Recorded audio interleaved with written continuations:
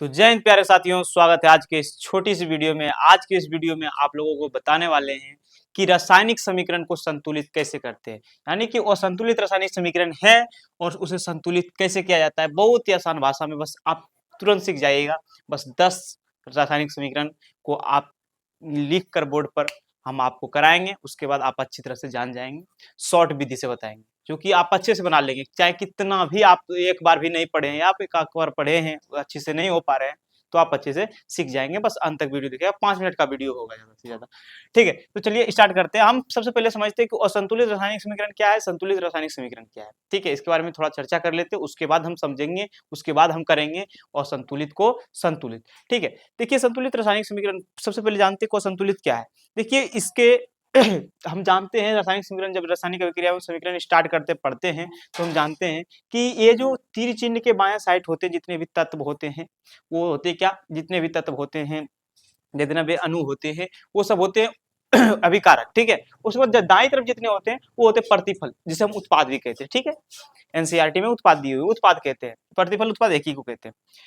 तो अभिकारक के सभी तत्व के परमाणु और ये प्रतिफल के सभी तत्व के परमाणु संख्या समान होनी चाहिए। ठीक है, समान होनी चाहिए, इसी को संतुलित कहते हैं। अगर समान नहीं है तो ये रसायन शास्त्र के विरुद्ध है, क्योंकि ये रासायनिक समीकरण संतुलित नहीं होने के कारण ये ऐसा हो ही नहीं सकता है। मतलब कि इसका कहने का मतलब यही है कि ऐसा ये एग्जिस्ट ही नहीं करती है कि अगर ये संतुलित ना हो, क्योंकि परमाणुओं की ना तो नष्ट होती है और ना ही उसकी वृद्धि होती है। ठीक है, ना ही उत्पन्न होती है और ना ही नष्ट होती है। ये बताती है इसकी रसायन शास्त्र की ये विधि है। ठीक है, तो सबसे पहले हम इतना तो जानेंगे कि संतुलित और संतुलित रासायनिक समीकरण है क्या। अब हम स्टार्ट करते हैं। सबसे पहले शॉर्ट विधि में आपको बताते हैं कि है क्या ये। देखिए इसमें है क्या, पहला नंबर है H2 + O2 और H2O। देखिए इधर देखते हैं, H इधर कितना है, H इधर 2 गो है, इधर भी 2 गो है। ठीक है, सिंपल। लेकिन इधर देखिए और 2 गो है, लेकिन इधर एक ही है, 2 है। ओ इधर 2 है, यानी ऑक्सीजन इधर 2 है, इधर एक ही है, तो इधर 2 पुराना पड़ेगा। तो हम सबसे पहले आपको ये बता देते हैं कि ये कभी भी गुना जो है कि यहाँ पे नहीं, यहाँ इसमें नहीं, ये ऐसे नहीं करके रखेंगे। ठीक है, ऐसे नहीं करेंगे, क्योंकि जब भी गुना होंगे या जब भी हम इन दोनों को इक्वल करेंगे, बराबर करेंगे, तो बराबर कैसे करेंगे, तो इसके आगे लगाकर, जो भी लगाना है, 3 लगाना है, 1 लगाना है, 2 4 5 लगाना है, जो भी लगाना है इसके आगे लगाना है, तो इसको आगे लगाएंगे। ठीक है, 2 लगा दिए आगे, तो ये हो गए 4 हो गए।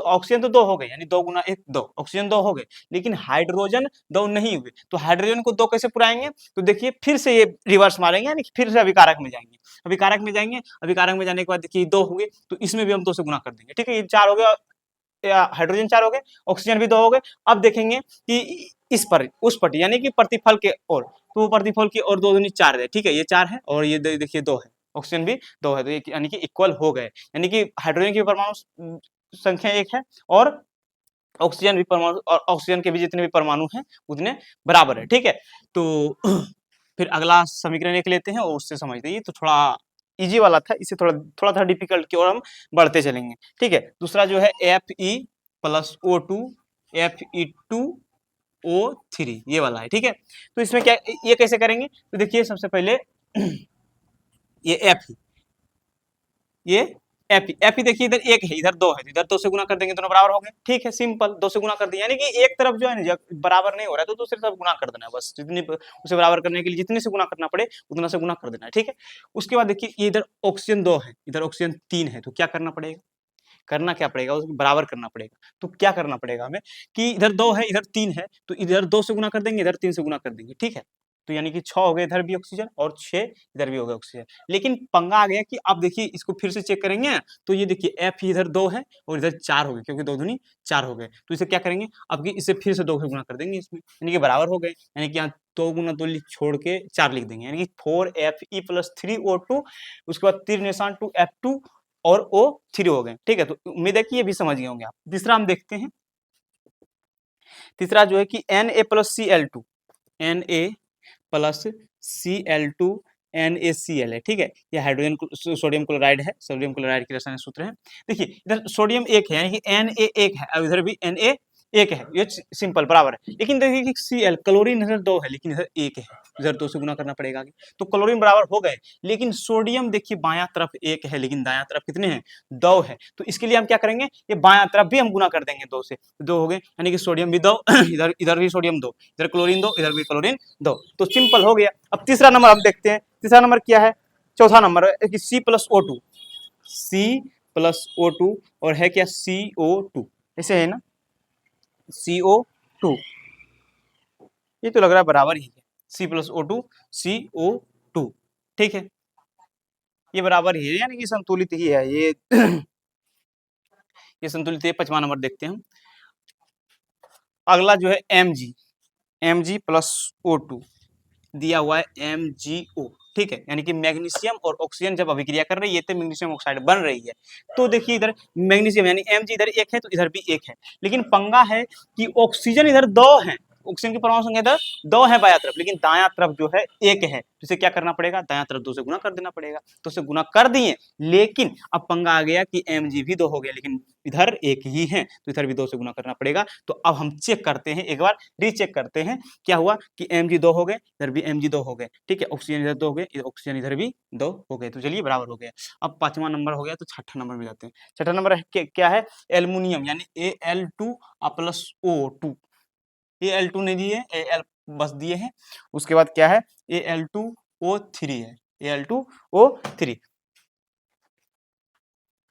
Al देखिए Al इधर कितना 1 है, इधर 2 है, तो इधर 2 से गुना करना पड़ेगा, ठीक है, जिधर कम है उधर ही ना गुना करें, यानी बराबर करना है, गुना ही करके बराबर करना है। और गुना कहाँ करना है, तो गुना उसके आगे करना है, ठीक है, उसके नीचे वाला भाग में कभी गुना नहीं करना है। नीचे जो दिया हुआ है यहाँ पे, ये संख्या जो दी हुई है, ये नीचे नहीं लिखना है, वो आगे ही लिखना है और गुना ही करना है, जोड़ घटाव नहीं होता है इसमें, भागा भी नहीं होता है, बस गुना होता है। देखिए ये Al2 यहाँ 2 लगा देंगे, ठीक है, ये बराबर हो गया, Al दोनों बगल बराबर हो गए।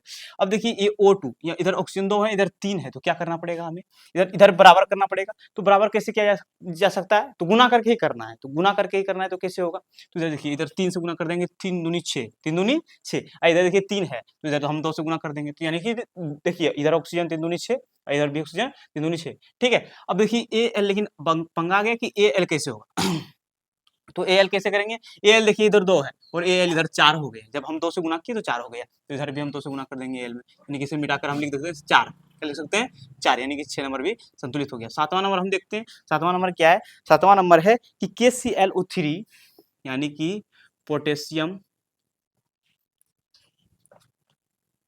KClO3 और KCl यानी पोटेशियम क्लोराइड और O2, अब इसको संतुलित करेंगे, ठीक है। देखिए K इधर यानी पोटेशियम इधर एक परमाणु संख्या 1 है और दायां तरफ भी 1 है, ठीक है। बायां तरफ क्लोरीन 1 है और दायां तरफ भी क्लोरीन 1 है, बट ऑक्सीजन की फेर है। देखिए बायां तरफ ऑक्सीजन की संख्या 3 है और दायां तरफ ऑक्सीजन की परमाणु संख्या 2 है, तो ये पंगा वाली बात आ गई, यानी कि असंतुलित है, ठीक है। तो इधर हम क्या करेंगे, इधर 2 से गुना कर देंगे, इधर 3 से गुना करेंगे, 3 दूनी 6 ऑक्सीजन इधर भी और 3 दूनी 6 ऑक्सीजन प्रतिफल में भी, ठीक है। तो अब देखिए कि इधर गड़बड़ हो गई, इधर के यानी पोटेशियम इधर 1 है, इधर 2 है, तो इधर से 2 से गुना करना पड़ेगा। यहाँ क्लोरीन कितना 2 है, इधर भी 2 हो गया, अपने आप हो गए, ठीक है। तो 7वां नंबर भी हो गया। 8वां नंबर में देखते हैं 8वां नंबर में है CO3 और है CaO+O2, ठीक है।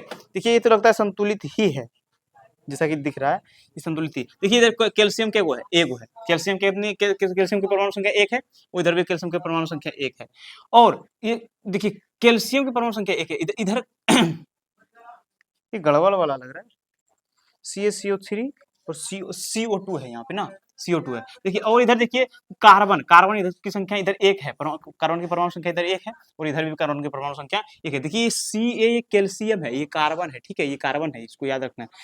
इसके लिए देखिए अच्छी तरह से जानने के लिए आपको पहले याद करना पड़ेगा 1 से 30 तक, अच्छे ज्यादा तो नहीं, 1 से 30 तक आपको याद करना पड़ेगा, ये पीरियोडिक टेबल याद करना पड़ेगा शुरू से, परमाणु संख्या के क्रम के अनुसार कि hydrogen, helium, lithium, beryllium, boron, carbon, nitrogen, oxygen, fluorine, sodium, magnesium, aluminium, silicon, phosphorus, sulphur, chlorine, iron, potassium, calcium, titanium, vanadium, chromium, iron, cobalt, निकल, कॉपर, जिंक, ये 30 कम से कम अब 30 याद कर लीजिएगा, तो ये सब अच्छी तरह से समझ में आएगा कि किसकी कौन सी बात हो रही है, कौन से तत्वों की बात हो रही है। ऐसे नहीं तो देखिए यहाँ सी जो है ये कैल्शियम है और यहाँ सी जो है कार्बन है, ये सी कैल्शियम है और सी यहाँ पे कार्बन है और ऑक्सीजन है, ठीक है। तो देखिए ये इक्वल ही है, देखिए सी एक इधर, ठीक है, और ये CO3